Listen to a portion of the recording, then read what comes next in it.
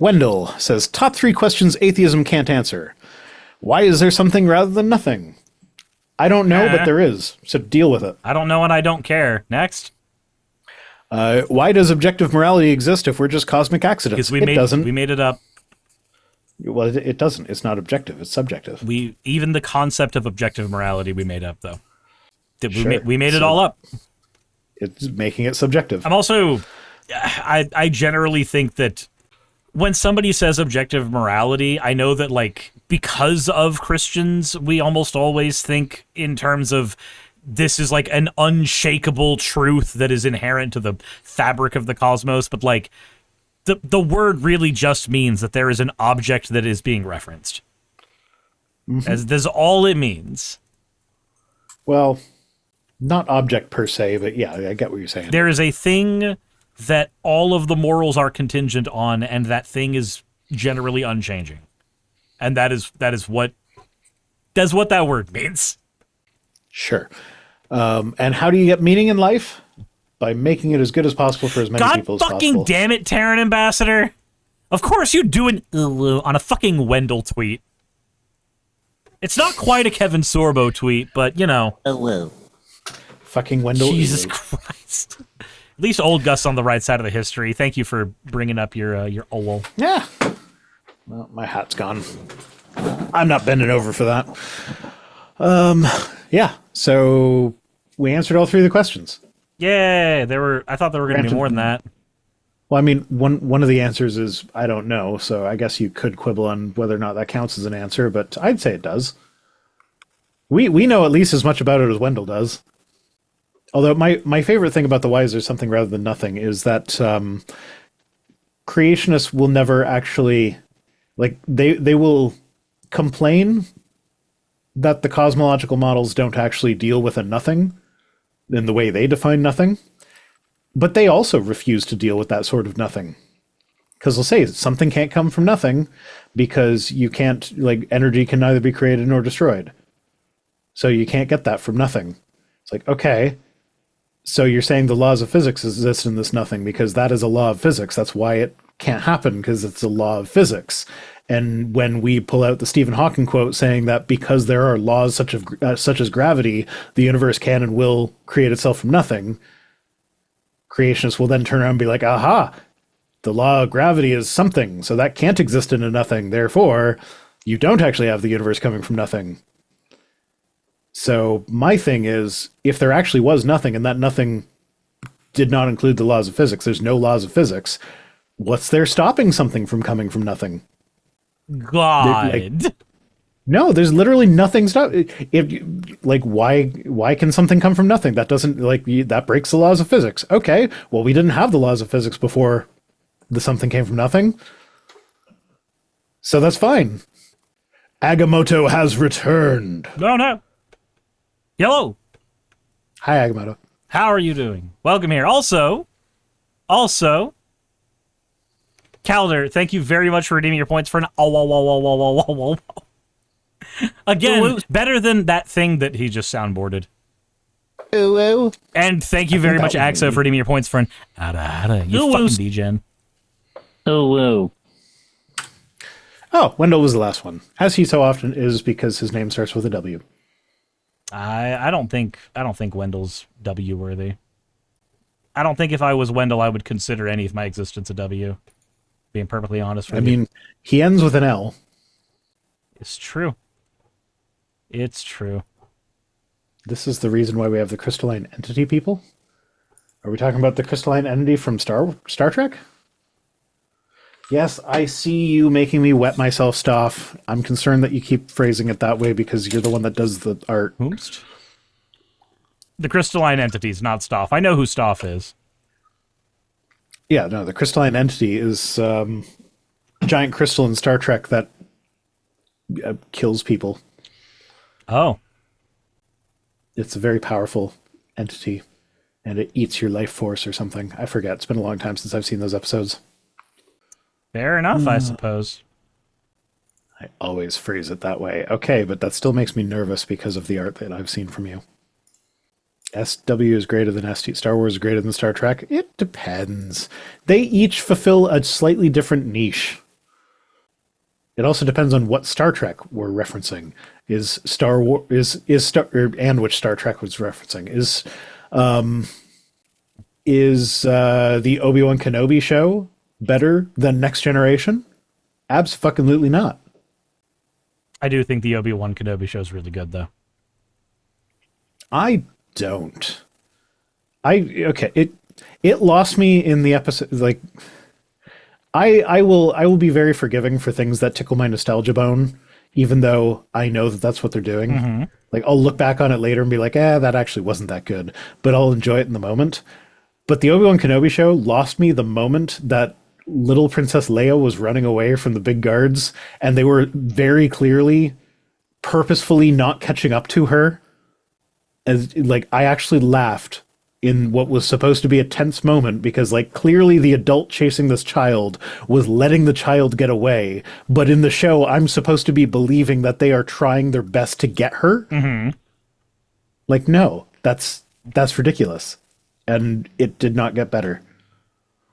There was, like, the lightsaber fight between Darth Vader and Kenobi was cool, even though it did completely break canon and, like, make the line about how when I left you, I was but the learner, now I am the master. That doesn't make any sense anymore because that's, the last time they saw each other was no longer that scenario. Wait, no, it still makes sense, though, because when he, per the show, when he engaged in his fight with Kenobi, he was still learning under the tutelage of Sidious. You're Redditing it. I'm not, though. Like, that's not even a semantic thing. Technically, that's not even a semantic thing. He was still. Depends on what you meant when you said when I left. Was he a learner? He didn't say specifically that he needed to be learning from Obi-Wan. Yeah, no, but that was very heavily implied by the fucking context of the movie. Yeah, jackass. I'm not denying that. Again, I think this is just I've seen a lot of shows and read a lot of books that are part of long-running series where even if an author didn't mean something in the exact moment when it was being written, that being retconned or changed or motivations changing later doesn't take away from that. Like, famously, all of Dragon Ball Z, or all of Dragon Ball in general, from start to finish, was written by the seat of the pants of the author. He had no idea what was happening in episode 90 when he was writing episode 3. And yet he would reference stuff and say, like, oh, it was always important back then, because it still makes for good storytelling in the end. It's fine. Yeah, but I don't know. I didn't like that. It was a cool fight. Yeah. But I do feel like it undermined the original. Like, I don't feel like that explanation really works. Senshini says, did Vader learn under Sidious? Yes, objectively. He was a Sith Lord. The rule of two says that Sith Lords always have an apprentice. He was the apprentice learning under Palpatine. Yeah, okay, but that doesn't work either then, because there's always two, a master and an apprentice, which means that Vader is still the apprentice in the original trilogy. So by the time... when I left you, I was but the learner. Now I am still the learner. So once you get to a certain point in every... granted, hold on. Hold that thought. Food just came. I'm going to go grab it. But I have a point from the Darth Bane the Darth Bane trilogy now. You lost the debate, and now you're running away to your food. So what are we going to draw and send to Cyrus's Discord to make him mad? Everybody needs to draw something. Draw Cyrus making his food come. That's what y'all need to do. Doesn't matter if you're bad at art, do it in MS Paint if you have to, Fennec. And then send it to his Discord. Him making his food come. What did I do? You mentioned paint earlier. Was that you? Or am I getting you confused with Jassa? I don't know why, but sometimes you guys flip in my head. That was Jassa. Okay. Well, Fennec, you draw something too. Everybody do your best drawing of Cyrus making food come. Okay. And send that to his Discord. Time for us to have a conversation about the Sith. Sure. All right. So, I'm going to clarify this first. Have you read any of the Star Wars books? I've read a couple of the X-Wing series, and I've read the Han Solo trilogy. Okay. So, you've not read any of the books from the Sith perspective then, right? No. Okay. I've read a lot of the books from the Sith perspective. Darth Bane, there's a bunch of ones for like how Vader operated when he first became Vader. There's a whole book going into like how Sidious purposefully fucked up his suit so that he would always be in more pain because that helps you channel the dark side. I am aware of that, yeah. Okay, so thing with how the Sith operate. There are two major points here for why Vader would not think that he is the apprentice by the time of New Hope. Point one, Sith arrogance. Usually after about 5 or 10 years under the tutelage of a Sith Lord, a Sith will still technically be an apprentice, will still call their master, but they are actively scheming to overthrow them. In their mind, they are no longer a learner. This is what we see with Darth Reign. This is what we saw in all the new material with Darth Maul in the Clone Wars series. This is actually what we see in... I know that it's no longer technically canon, but in Star Wars The Force Unleashed, this is the logic that Darth Vader uses when he gets Starkiller as his apprentice, is that this is my apprentice now because my master's time is done. I will use this apprentice to overthrow them. I'm the master now, but I have to keep lying to my master. That's a really common trope for a lot of Sith across a bunch of Star Wars stuff. But also, the other side of this, in the Darth Plagueis novel, Sidious is told by Plagueis directly that the rule of two is no longer applies to them because it is no longer necessary. The point of the rule of two, when Bane put it into being, was so that the Sith would stop killing each other and they would constantly birth new and more powerful Sith, and only ever more powerful ones, not like a bunch of apprentices teaming up against their master and thinning out how much power they actually had. So Plagueis described to Sidious specifically, the rule of two is over. This is no longer how our order will function because we no longer need it. We are strong enough now as an order. We are at the peak of our power. This is no longer something we need. We've already won. Sidious did end up killing Plagueis because, again, he's still a fucking Sith, and Plagueis made Sidious kill his entire family. He had resentment over that. It's a good book. I'd go read it. But that same philosophy about the rule of two was once our way, but now we are different, the Sith are reborn, yada, yada, yada. That is the same type of rhetoric that Sidious was feeding Vader when it came time for him to have an apprentice. And when Plagueis gave that spiel to Sidious, it was because Plagueis wanted to cement his power without ever having to worry about his apprentice coming to kill him. Same reason Sidious did it. The reason that Sidious went and tried to gain immortality. We saw it in the books. We saw it in Fallen Empire. We saw it in the sequel trilogy when they started pulling from Legends canon to give, Palpatine return bullshit. The new Sith... Somehow Palpatine returned. The new Sith use alchemy and the Force to try to maintain power as long as possible instead of passing it down to their apprentice. The Bane line lasted for about 1,000 years. The current Sith try to hold on to power as long as possible. So much so that during the Bane line, there are 3 Sith that learned immortality. One was Bane. One was not a Sith, he was a Dark Jedi, but I can't remember his name. But each of those people, when they did, if a Sith Master was over them or a Sith Apprentice was under them, they would directly spit in their face for violating the rule of two. You're not supposed to be immortal, you're supposed to be something I can take down, because that is what makes the Sith stronger. We atrophy if you gain immortality. Again, Sidious gained immortality. He wanted to be that. He spat in the eye. He spat in the eye of the rule of two. By the time Vader was in New Hope, he had been given propaganda from Sidious that the rule of two no longer applied, and every Sith after about 5 or 10 years stops calling themselves an apprentice in their own fucking head. I've read a lot of Star Wars books and I really like this shit. Yeah, I still don't think it really fits. Okay. As I enjoy expanded universe stuff. Sure, I enjoy that sort of thing. But when it gets to a point where you are expected to know all these different details from all these different books in order to make a thing make sense, no, most people aren't going to do that. You have a movie series. Mm-hmm. Most people aren't going to read a bunch of the surrounding books. So if it doesn't make sense just from the movie's perspective, then it doesn't make sense. It's a plot hole. I can understand that perspective. To a degree, I agree with that perspective. But and simultaneously, like, I can enjoy the books and be like, oh, so this is how they deal with that apparent plot hole. Cool. But like for me, like the expanded, and this is one of the things that I've always hated about Marvel movies is I feel like I'm missing something if I haven't watched all of them. Mm-hmm.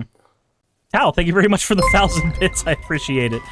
I can understand that frustration. You generally want a story to be maybe not self-contained, but you want a story to be self-explanatory. You read the story, you should understand enough about the story from, the fucking story. Yeah. I get that. I really do. Agamotto wants to know where Revan fits. Revan? Where Revan fits? So Revan is currently sitting in between canon and non-canon. So Revan has all the same problems that Darth Bane has right now, where we know the character is canon because they are referenced by current canon characters. We know that Bane is referenced by canon characters. We actively see Plagueis in Acolyte. We know Plagueis is referenced in Episode 3. We know that Revan is referenced a handful of times as well. But the actual details about who they are considered lost to the annals of time. That's the way that current Disney canon is handling characters like Bane and Revan that are canon, but the books that were written about them have not been fully recanonized. Also, Revan always existed in a weird spot to begin with, because Revan's the character that you play as in KOTOR. So several of Revan's decisions, because it's a BioWare game, several of Revan's decisions in there can be considered canon or non-canon decisions, because you got to choose your own path. The way that the books handled Revan later was that they told this story of a person who rubber banded from the light side to the dark side to a gray Jedi in order to accommodate all the different ways that a player could have possibly played that game, so that Revan could be a character who became an NPC later in the MMO. But yeah, he's currently considered a canon character, but the details of his life are not currently canon.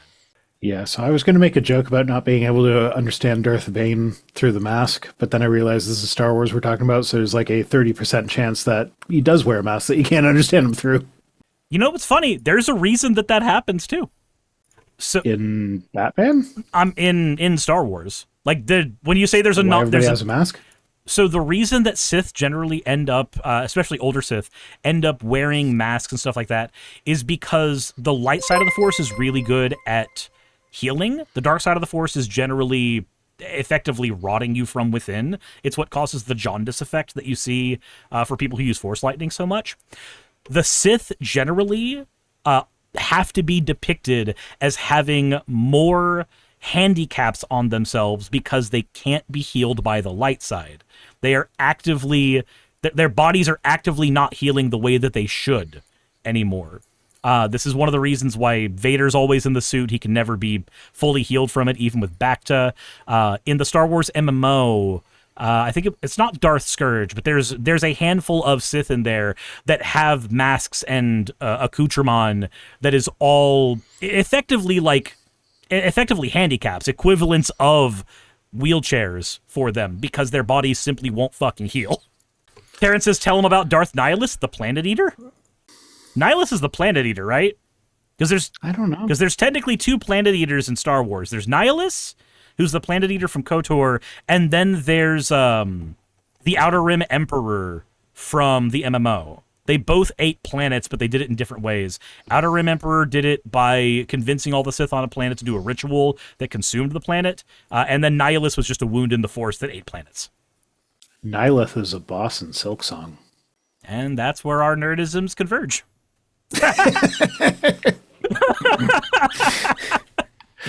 All right. I think we're pretty much done. Unless you, Cirrus, if you want to rant about Star Wars more, you can do that on your own channel. Are you streaming after this? God damn it. Sylvie, why did you donate $100 to the fucking stream? God damn it. Now we have to end on an ooh. That's an excellent place to end. No, it's not. Fucking hell. Yeah, I'm still going to be streaming. Axo says, Cirrus, about that autism diagnosis. Look, I like Star Wars. Yeah. You like it to an autistic degree. I've read a lot of Star Wars books. I really like Star Wars. I'm glad you really like Star Wars. God damn it, a Dead Domain just did it as well.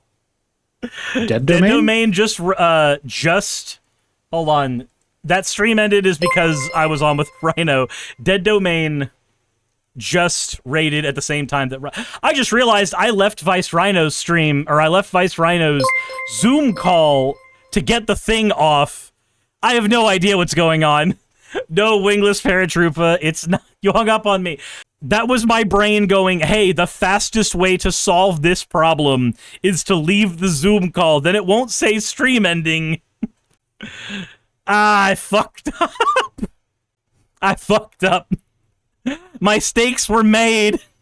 Jesus Christ. So we were just getting done talking about a bunch of political shit, and then I got on a my chat is diagnosing me level rant about Star Wars. Gray the Grim, god damn it, thank you for giving me your points for woo. God damn it. Hey, you made it to the end. I want to give an extra thanks to the patrons who allow me to do this full time. I want to thank Aaron Rail, Astral, Britzkrieg, Jemshin, Poundini, Red Joker, Victoria, Jonas, Craig, Tarika, Fireshard, Smiling GM, John, Dren Hadamada, Creeper, Sagittarius, you know I'm not saying that last part, Valis of Sereth, Ottoman Angel, Rooster Rachel, and Fire Panda, who are all my $20 and up patrons.